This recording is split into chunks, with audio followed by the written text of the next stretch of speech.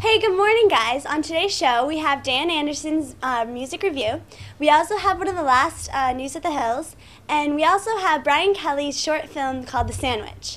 From the cast of Sham, we want to congratulate the seniors who are graduating. But for everybody else that's left, you have 15 days, so hang in there.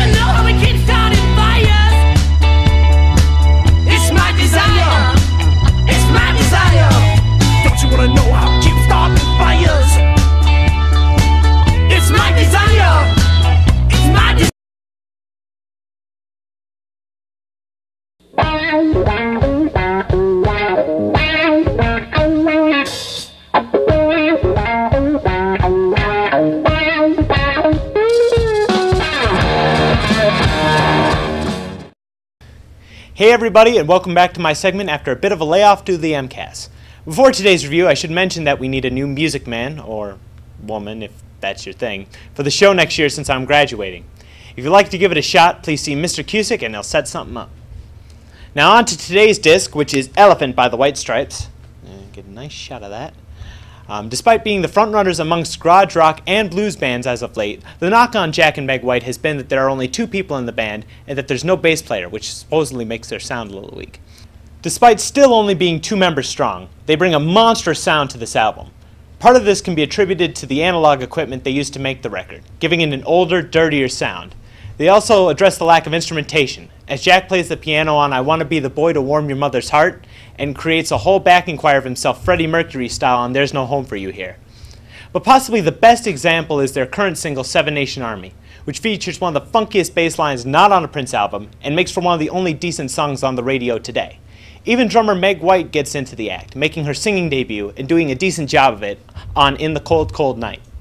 For silencing critics and making one of the absolute best albums of 2003 so far, I give Elephant the full rating of 5 thumbs up. Hey, and now we have the most anticipated review of the summer, The Matrix Reloaded. Cut. Today we have The Matrix Reloaded, starring Lawrence Fishburne and Keanu Reeves. And here's a clip.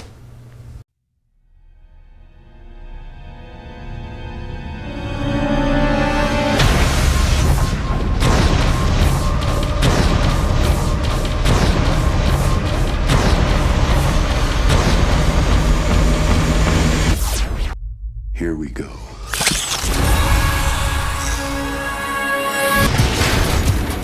How are you, fellas? It's him. Do we proceed? Yes, he is still Only human.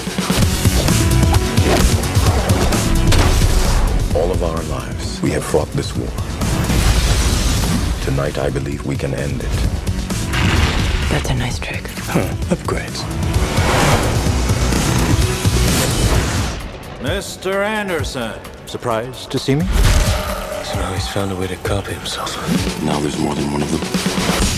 A lot more.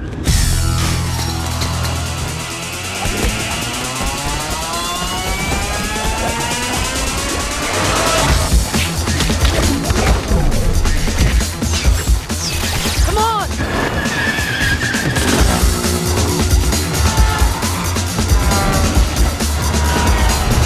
The machines are digging. They're boring from the surface straight down to Zion. There is only one way to save our city. Neo. What happens if I fail? Then Zion will fall. They need you. I need you.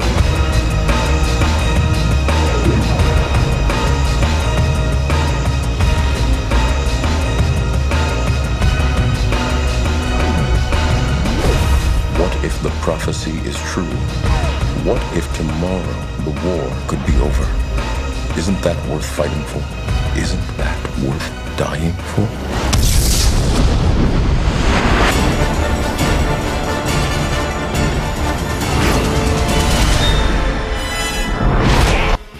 The Matrix Reloaded is based off of the 1999 blockbuster hit titled, of course, The Matrix.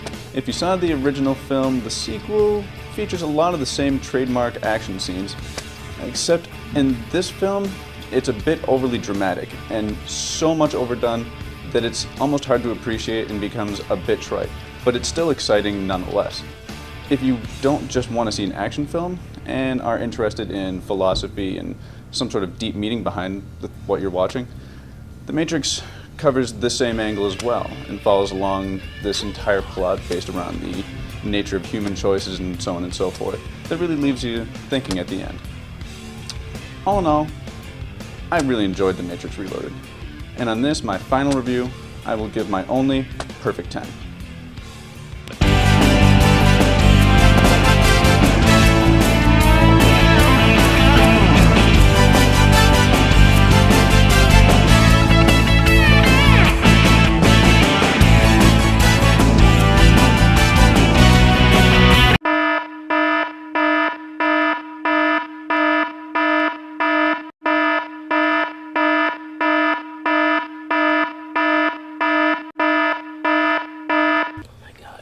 So hot in here.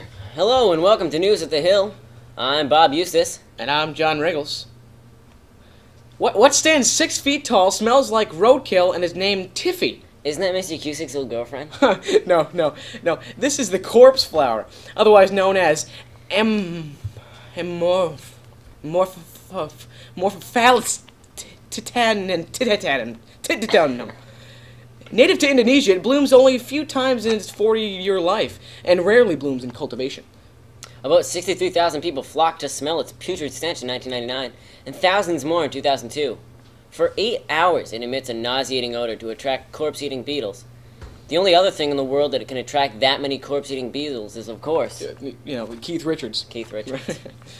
Airline passengers who rely on cats, monkeys, or other animals for emotional support may be able to bring the animals into a plane seating compartment under revised federal guidelines.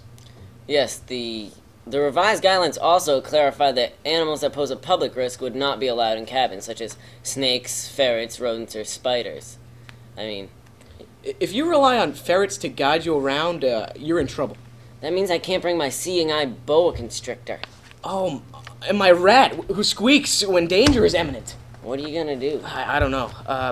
Until next time, this is News at the Hill. I'm John Riggles, and he's unconscious. Congratulations to all you sophomores for taking that wonderful MCAS exam. I'm sure you guys did a bang-up job.